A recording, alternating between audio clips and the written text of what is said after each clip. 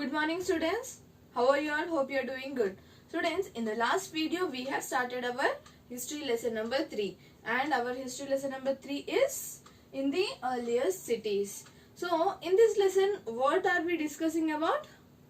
We have started discussing about the one of the ancient civilization, that is Indus Valley civilization. Students, Indus Valley civilization is also known as Harappan civilization. Why Harappan civilization? The first site to be discovered was Harappa. Exactly. So we have already studied about the story of Harappa, how it was discovered, who have found it, and what was the incident that is considered as the biggest blunder in the history of archaeology. And we have also started looking for what was special in these cities. So under that we have seen that how is city divided into.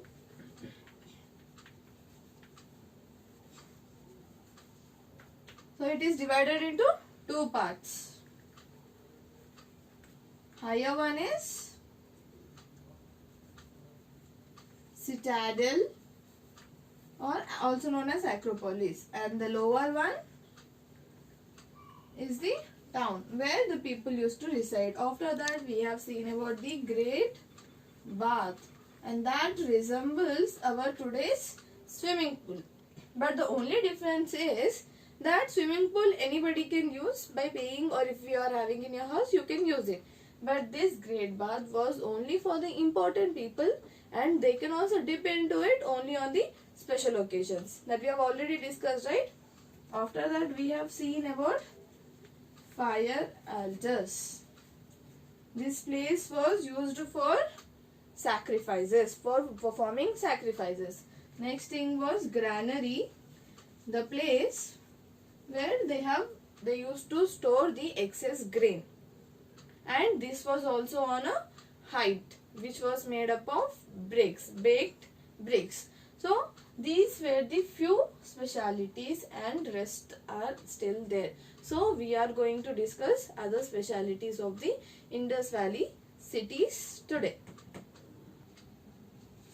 So the next speciality what we are going to discuss is about the houses that were found in the Indus Valley civilization. So here there is a picture given. Okay. Now houses were located in the lower town, and platforms were built for the houses so that the houses are above the flood level. So people might have already experienced such cases where floods have come and their houses might be destroyed. So when they have built, finally they have built on a platform so that the houses are above the flood level. And the houses were plain and uniform in plan. That means all the houses were almost same and were arranged around the courtyard, and the rooms were arranged around the courtyard.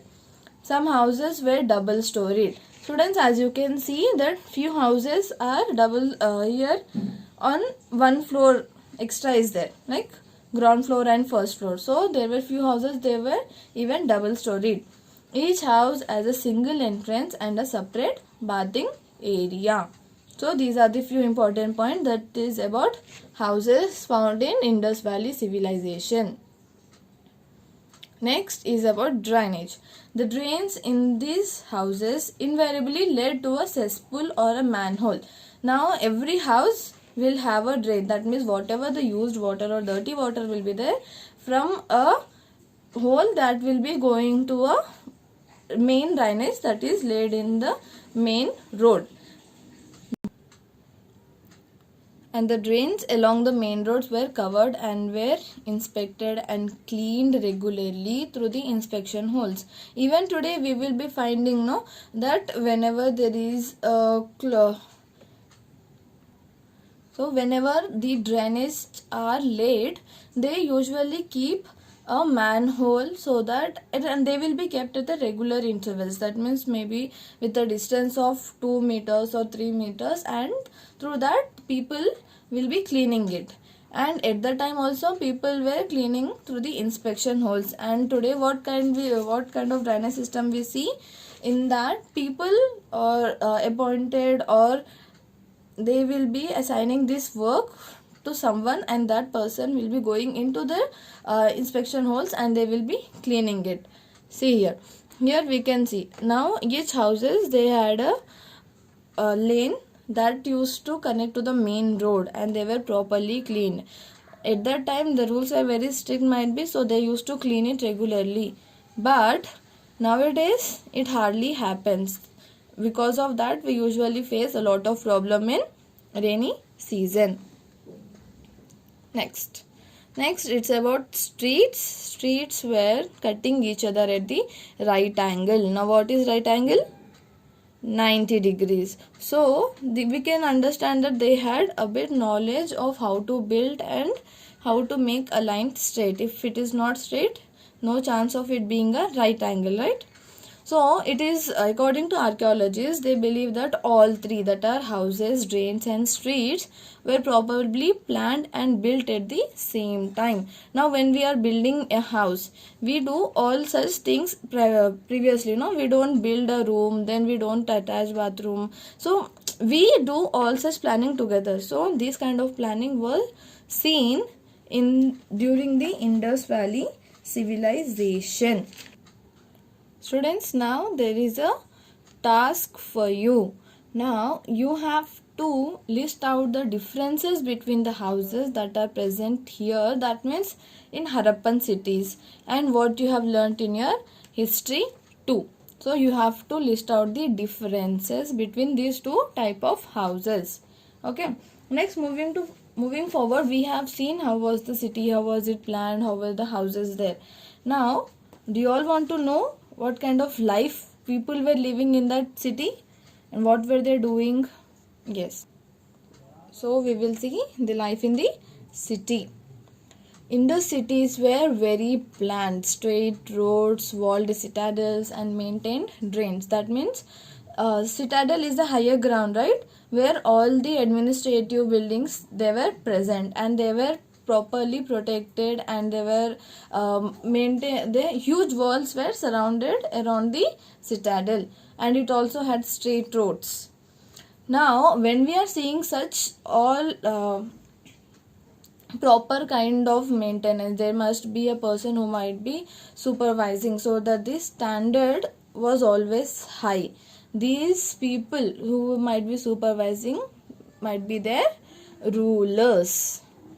Now what was their work done by the rulers? What were they doing? Now according to the information that we have got, the archaeologists have got through the artifacts or different sources when they have excavated such places, they have guessed that these rulers used to send people to different places, to far away distant lands, to get metal, precious stones and other things that they wanted. Whatever they wanted, they used to ask people to go and get. And rulers kept the valuable objects such as ornaments of gold and silver, beautiful beads for themselves. Okay, so whatever expensive things were there, the ruler used to keep it for himself. Now the image what you are able to see, students, it is supposed to be the priest king at that time. Archaeologists have guessed that he might be the priest king during the civilization. Students, now let's see about what people used to do. Where did they know how to read and write? Okay, so did they know read and write? People at that time, people have developed a form of writing. Many people have started writing, and it is also known as our earliest known scripts. And the writing form that they have found was present on the seals, and usually they write from the right to left. And how do we start? We start from left to right, but at that time they used to write from the right to left. Were the archaeologists able to decipher the inscriptions? Were they able to understand what is written on the inscriptions? Till now, no. They did not understand or decipher the inscriptions or the scripts found. On what materials were the writings found? They were found on clay, baked clay, and statite is nothing but a soap stone. Students, now we'll see, did everybody know to read and write. No, everybody did not knew to how to read and write. People who knew how to read and write were called as scribes. Okay, scribes are the people who knew how to write and who helped prepare the seals and perhaps wrote on the material that have not survived. That means it is believed that these scribes used to write on the seals. They used to help in the preparation of the seals, and whatever material on which they were writing have not survived, but there are the proofs that the few people have known how to write and they have addressed them as scribes. Now students, what the picture you are seeing is not the scribe that we are talking about. It's just related to it.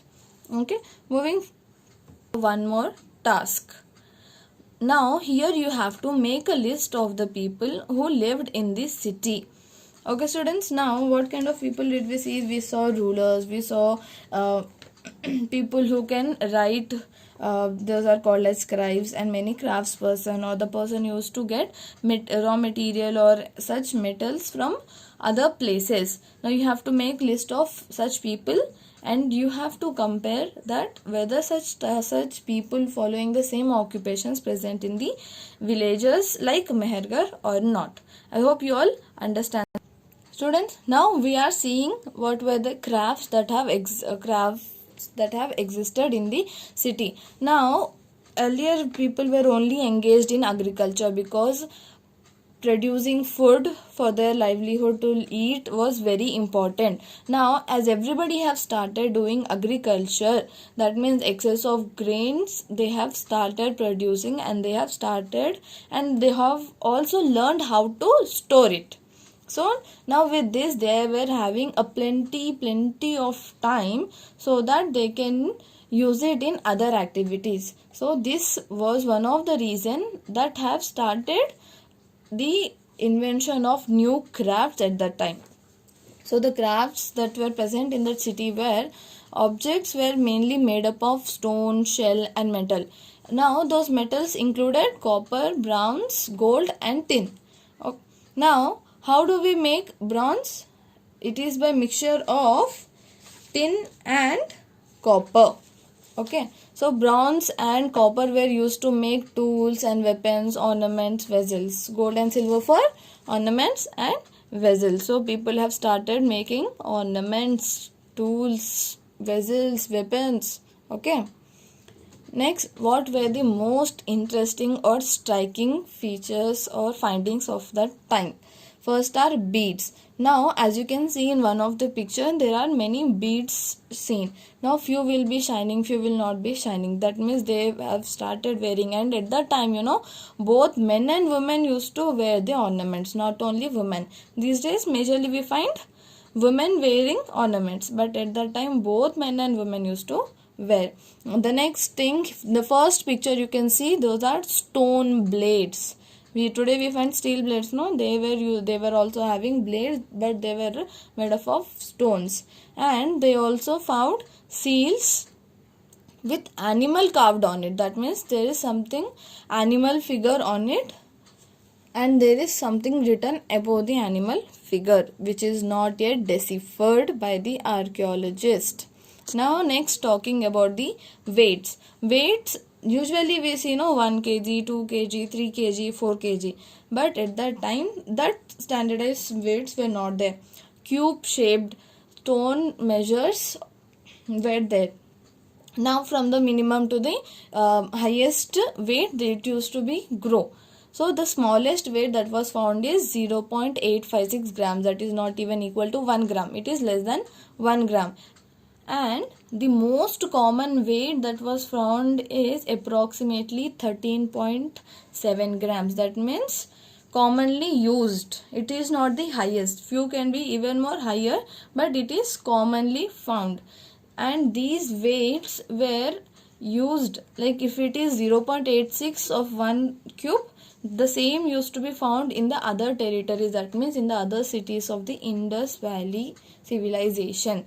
So these weights were uniform throughout the Indus territory. Okay, first is cube shaped stones. and smallest was 0.856 gram, that is less than 1 gram, and the most common was 13.7, and they were all same in all the regions of Indus territory. Students, now moving forward, this is the other important artworks that archaeologists have found in the Indus Valley civilization, and this is in the city of Mohenjo-daro, which is now in the country Pakistan. So this is first thing that they have found is the bust of, that means the upper body of the beard man, who has a robe, that means embroidered garment, that means on the robe you can see small flowers. No, students, they are imagining that that person was wearing such embroidery garment and that was thrown over the shoulder, that is like some kind of robe, and this man is known as priest king. We have just seen, right?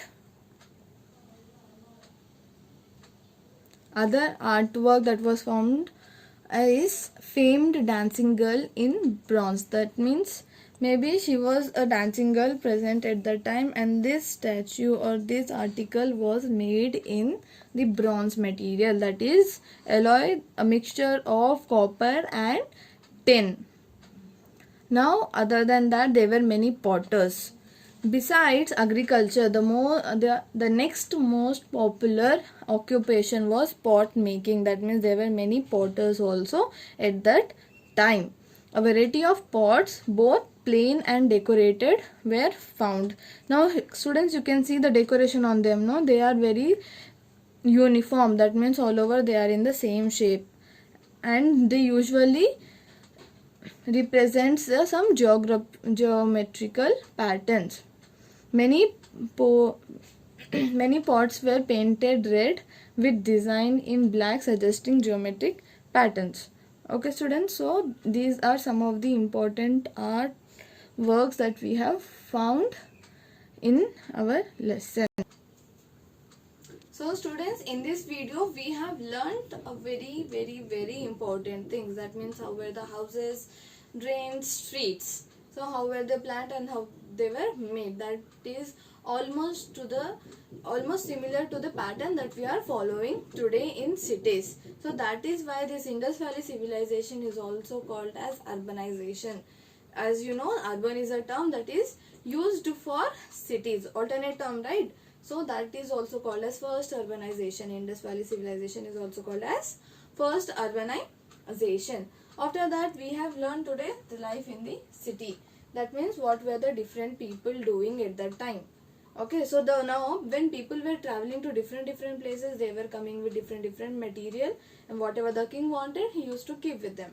So when people used to come back, they used to share the stories among themselves.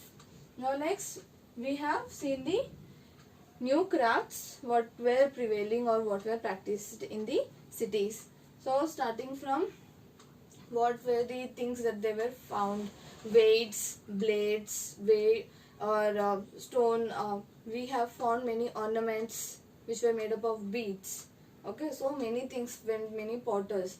After agriculture, pot making was the very important activity that was carried in the past in the Indus Valley civilization. So students, I hope you all have understood and you all remember what are the two homeworks I have given you.